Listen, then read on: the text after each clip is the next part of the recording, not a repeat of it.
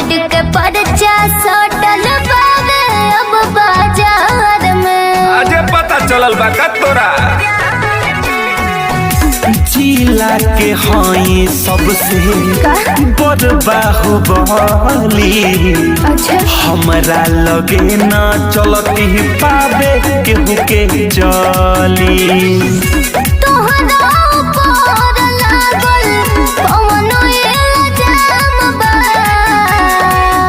Gangster में हमार नाम बदनाम बा।